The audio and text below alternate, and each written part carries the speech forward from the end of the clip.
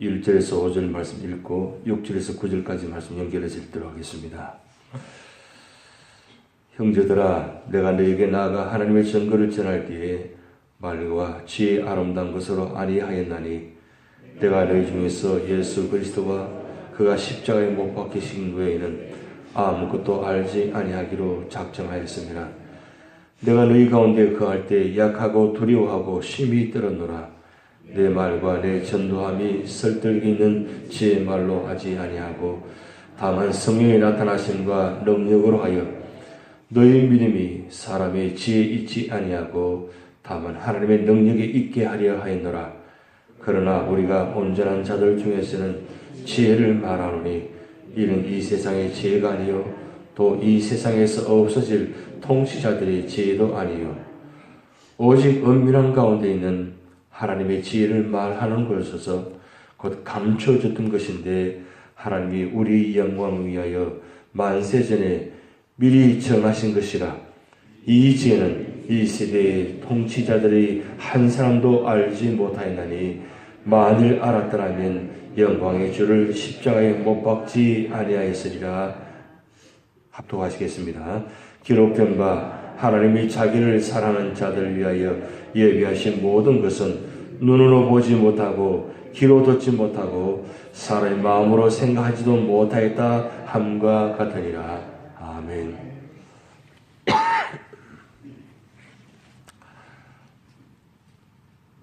오늘 성금요일입니다. 예수님께서 밤새도록 고통당하시고 채찍 맞으시고 그리고 오전 9시 십자가에 달리셔서 오후 3시에 운명하시는 그리고 무덤에 들어가시는 그런 오늘 성금요일입니다. 오늘 우리가 하루만이라도 주님의 은혜를 기억하면서 내가 들어갈 그 자리에 주님께서 대신 들어가셔서 죽으신 그 은혜를 기억하시면서 오늘 하루를 주님의 고난의 자리에 있는 그런 믿음의 자리 되시기를 바랍니다. 예수님께서 이 땅에 오셔서 그의 생애를 5가지, 크게 5가지로 구분할 수 있습니다. 우리가 신앙생활을 하면서 예수님의 행적을 우리는 꼭 반드시 기억하셔야 되는데 이 5가지는 우리가 신앙생활을 하면서 반드시 기억해야 되는 모습입니다. 첫째 사건은 바로 성육신 사건입니다. 예수님께서 신이신 그분이 인간의 몸으로 오신 사건, 그것이 바로 성육신 사건, 성령으로 잉태되어서 이 땅에 오셔서 그 사건이 첫 번째 사건이고, 두 번째 사건은 변화산에서 예수님께서 변모하는 사건입니다. 이 변화산 사건은 굉장히 중요한 사건인데 바로 천국을 미리 보여주시는 사건입니다. 예수님께서 그 자리에 계실 때 모세와 엘리야와 함께 있는 그 자리, 그래서 베드로가 너무너무나 그 자리가 귀하고 좋아서 초막젖을 지어서 여기서 참 평생 동안 살았으면 좋겠습니다 라고 기억할 정도로 말할 정도로 그런 정말 축복된 자리입니다. 사실은 예수님께서 오셔서 기적을 많이 베푸셨지만 그 기적보다 더 중요한 것은 예수님께서 이 변화산에서 변모된 사건입니다. 그리고 세 번째 사건이 바로 십자가 순환 사건입니다. 오늘 성금요일 날 예수님께서 십자가에 달리셔서 6시간 동안 고통 가운데 계시다가 이제 운명하신 이 사건, 십자가 순환 사건. 만약에 이 십자가 순환하는 사건이 없다면 결국 이 세상의 모든 죄의 문제는 해결되지 않는 사건입니다. 그런데 이 십자가 순환 사건으로 말미암아 우리 죄의 문제가 해결되고 그 영원한 영생의 축복을 주시는 사건이 됩니다. 그래서 이 5가지 사건 중에서 가장 중앙에 있는 이 십자가 순환 사건, 이 사건은 정말 우리에게는 이 세상에서 가장 소중하고 가장 중요하고 가장 축복된 사건입니다. 그리고 네 번째 사건이 바로 부활 사건입니다. 이 부활은 십자가를 통해서 죽음을 통해서 주어진 축복입니다. 십자가에서 순환 사건은 예수님께서 마지막까지 그의 사명입니다. 사명을 다하실 때에 하나님은 3일 동안 기다리셨다가 3일 후에 안식일 후에 첫날 하나님께서 예수님을 부활하게 하십니다. 이 부활은 우리에게는 영원한 생명을 주신 사건입니다. 십자가 사건은 우리의 영원한 죄 문제를 해결하는 사건이고, 그리고 이 부활 사건은 우리에게 영생에 주어지는 축복의 사건입니다. 그리고 마지막 사건은 주님께서 성천하신 사건입니다. 이 성천은 반드시 이 마지막 때에 우리에게 예수님께 재림하실 때 어떻게 우리 모습을 보여주실까, 그 모습을 결론적으로 보여준 사건입니다. 예수님께서 부활하셔서 그냥 평생 동안 이 땅에 사실 수도 있습니다. 그런데 그렇게 하지 않은 이유가 두 가지입니다. 요한복음 14장의 말씀이 나타나듯이 우리가 가서 그할 곳을 예비하시기 위해서 천국에 가신 것입니다. 그리고 마지막 때에 예수님 재림하셔서 이 땅의 모든 사람을 심판하시려고 다시 오시기 위해서 가신 것입니다. 그래서 이 두 가지는 반드시 첫째는 두 번째도 다 이루어지는 사건이 될 것입니다. 아직 완전하게 이루어지지 않은 사건이 마지막 예수님 재림 사건입니다. 그런데 첫 번째 이야기는 이미 가셔서 예수님은 하나님 보좌 우편에 계시면서 우리가 가서 그할 곳을 예비해 놓으셨습니다. 그래서 우리 믿음의 사람은 이 5가지 사건을 바라보고 살아갈 때에 우리는 이 땅을 살아가는 존재가 아니라 영혼을 바라보며 천국을 바라보며 살아가는 존재로 우리를 세우셨습니다. 그렇기 때문에 우리 믿음의 사람들은 언제나 이 5가지 사건을 기억하면서 살아가셔야 됩니다. 근데 오늘 고린도전서 2장 8절 말씀 보면 우리에게 참 아주 중요한 말씀을 말씀하고 있습니다. 2장 8절 말씀 보면 이 죄는 이 세대의 통치자들이 한 사람도 알지 못하였나니 만일 알았더라면 영광의 주를 십자가에 못 박지 아니하였으리라. 여기 이 만일 알았더라면 이 단어가 굉장히 중요한 단어입니다. 이 말씀은 만일 십자가 사건을 미리 알았더라면 과연 어땠을까? 여러분, 만약에 이 십자가 사건을 알았더라면 베드로가 그렇게 했을 것 같습니까? 만일 로마 병력들이 예수님을 십자가 위에 누이고 양손과 양발에 못을 박았을 것 같습니까? 지금 못을 박힘을 당하는 그 예수님이 하나님이시라는 걸 알았더라면 과연 그 손에다가 못을 박을 수가 있을 것 같습니까? 그런 일이 없었을 것입니다. 그런데 오늘 2장 7절 말씀 보면 오직 은밀한 가운데 있는 하나님의 지혜를 말하는 것으로서 곧 감추어졌는 것인데 하나님이 우리 영광을 위하여 만세전에 미리 정하신 것이라. 이 십자가 사건을 언제 하나님 준비하셨냐? 만세전에 준비하시다 그랬습니다. 왜 만세전에 준비하셨느냐? 여러분, 예수님 십자가를 바라보면서 예수님께서 십자가상에 못을 박히는 그 순간에 과연 왜 예수님께서 못을 박힘을 당했느냐? 그 말씀이 골로새서 2장 13절 14절 말씀에 나타나 있습니다. 여러분, 이 말씀은 꼭 기억하셔야 됩니다. 왜 예수님께서 십자가상에 못이 박힘을 당해야 되느냐? 그 말씀 우리가 다 같이 한번 읽어보시겠습니다. 하나님은 우리 모든 죄를 용서해 주시고 우리에게 불리한 율법의 채무정서를 십자가에 못 박아 없애버리셨습니다. 아마도 여러 가지 많은 이야기를 하고 계시는데 이 말씀은 여러분 생각지도 못한 말씀일 것입니다. 십자가에 달려서 못이 박히는 그 순간에 우리의 모든 채무정서, 말씀 앞에 죄를 지은 모습들, 여러분 죄를 지은 그 목록이 있는데 그 죄를 지은 목록이 얼마나 많이 될까요? 얼마나 될까요? 몇 장이나 될까요? 내가 지금까지 지은 모든 죄가 얼마나 될까요? 그런데 나 한 사람의 이 기록된 목록뿐만 아니고 이 세상의 모든 죄에 기록된 목록들을 지금 예수님께서 십자가상에 못이 박히는 순간에 우리의 죄에 기록된 목록들이 죽어 없어지는 시간이었다는 사실이에요. 여러분, 우리는 이걸 기억하지도 못했습니다. 알지도 못했습니다. 그냥 단순히 내 죄를 위해서 죽으셨다, 이 정도만 알고 있지, 내가 죄가 얼마나 많은지, 구체적으로 얼마나 많았는지, 그 기록된 목록들이 얼마나 되는지를 우리는 생각지 않았다는 거예요.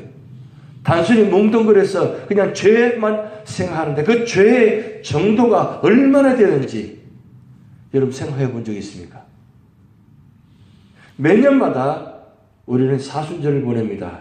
고난주간 성금요일을 보내고 있습니다.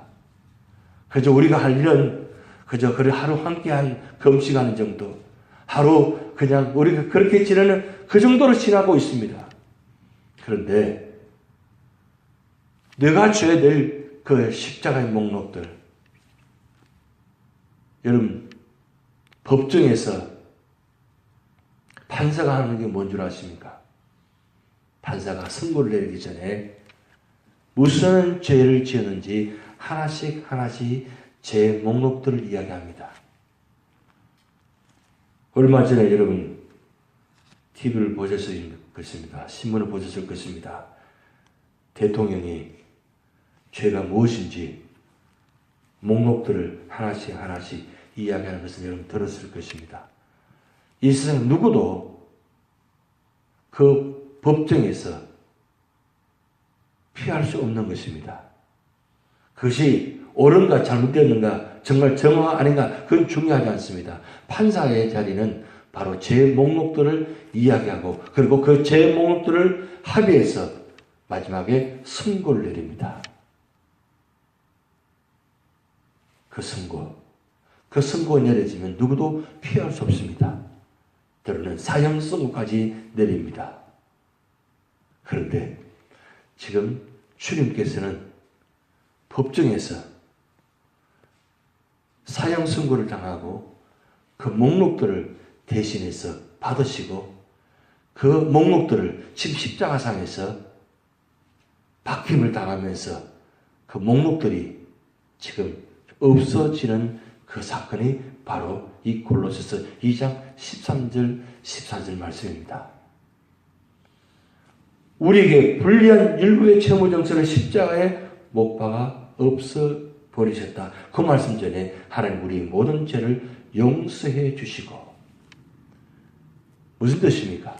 십자가에 못을 박히기 전에 이미 하나님은 우리 모든 죄를 용서해 버리셨습니다. 용서하시려고 하셨습니다. 작정하셨습니다. 언제부터요? 만세전에. 왜 만세전에 계획하셨습니까? 만세전에 우리의 죄를 아심에도 불구하고, 여전히 죄를 짓고 있음에도 불구하고, 아니 앞으로도 죄를 지을 것이라는 것을 알고 계심에도 불구하고 하나님은 용서하시려고 작정하시고, 그리고 용서하시려고 아예 미리 계획을 세우시고, 그리고 친히 이 땅에 오셔서 십자가에 죽기까지 하시려고 하셨다는 거예요. 아니 십자가 죽지 않으시고도 그냥 용서만 하시면 되잖아요. 왜 그러면 이토록까지 하셔야 되느냐 이거죠. 무엇 때문에 십자가에 죽으셨습니까? 우리 죄가 얼마나 큰 것을 보여주시기 위함입니다. 만약에 그냥 일방적으로 하나님 용서해 버리시고 이 십자가 사건이 없다면 우리는 감동이 없습니다. 그 죄가 얼마나 크다는 것을 깨닫지 못합니다. 아니 십자가에 죽으심에도 불구하고, 그 고통을 보심에도 불구하고, 여전히 십자가를 바라봄에도 불구하고 여전히 죄를 짓고 있는 우리의 모습입니다. 그럼에도 불구하고 하나님은 만세전에 우리 죄를 용서하시려고 작정하시고, 그리고 우리를 좀 죄를 깨닫게 하시려고 친히 십자가에 달려 돌아가신 피와 물을 쏟기까지 하는 모습까지 보여주셨습니다. 왜 이렇게까지 연출하신 겁니까? 왜 못이 바뀌면서 우리 죄 목록들을 하나하나 없애려고 하신 것입니까? 죄가 그만큼 무섭다는 겁니다. 다시는 죄를 짓지 말려고 하는 겁니다. 어제 말씀드렸듯이 십자가, 예수님 달린 십자가 옆에 우측 좌측 강도 십자가 두 가지 사건도 같이 보여주셨습니다. 왜 그까지 새 십자가를 세우셨습니까? 선택하는 겁니다. 다시는 죄를 짓지 말라는 겁니다. 왜요? 죄는 반드시 죽어야 되는 것입니다. 죽어야만 이 죄 문제가 해결되기 때문입니다. 그런데 우리가 죽어야 되는데, 내가 죽어야 되는데, 내가 십자가의 고통을 당해야 되는데, 그것마저도 우리를 사랑하셔서 머리털 것 하나도 상하지 아니하시고 우리 죄를 용서하시고 친히 달리신 이 모습, 여러분, 그래서 구약부터 신약까지 말씀 보면 하나님이 우리를 얼마나 사랑하는지 보여주고 계십니다. 구약에도 죄를 지으면 죄를 지은 자가 죽어야 되는데 어떻게 했습니까? 죄를 안수해서 죄를 증가시켜서 동물을 잡아서 대신해서 제사를 지냈습니다. 그것도 제사장이 죄를 대신해서 제사를 지냈습니다. 그런데 거기서 끝나지 않아가지고 우리 죄의 문제를 해결하시기 위해서 친히 이 땅에 오셔서 그분이 우리 죄를 손에 피를 묻히지 않게 하시기 위해서 당신 자신이 십자가에 피를 흘리시고 죽으셨습니다. 오늘 그날이 바로 오늘 성금요일입니다. 6시간 동안 주님은 십자가상에 달려서 고통을 당하셨습니다. 아니, 십자가상에 사실은 올라가셨다고 하는 것이 더 표현이 정확하겠죠. 왜 그렇게 하신 겁니다? 나의 죄를 없애버리시기 위해서 십자가에 달려 죽으셨습니다. 오늘 성금요일 다시 한번 내 죄가 정말 중하다는 것, 크다는 것 깨닫고, 그리고 다시는 지금까지 이 모습 이대로 살아온 모습들 오늘 결단하시고 앞으로는 다시는 과거처럼 그 죄의 모습을 사는 것이 아니라 이제는 믿음으로 살겠다고 결단하는 그런 믿음의 고백의 자리가 되시기를 주님의 축복드립니다. 다 주기도문 하시겠습니다. 하나님 계신 우리 아버지여, 이름이 거룩히 여김을 받으시오며 나라의 마옵시며 뜻이 하늘에서 이룬 것 같이 땅에서도 이루어지이다. 오늘날 우리에게 일용할 양식을 주옵시고 우리가 우리에게 죄진 자를 사하여 준 것 같이 우리 죄를 사하여 주옵시고 우리를 시험에 들게 하지 마옵시고 다만 악에서 구하옵소서. 대개 나라와 권세와 영광이 아버지께 영원히 이사옵나이다. 아멘.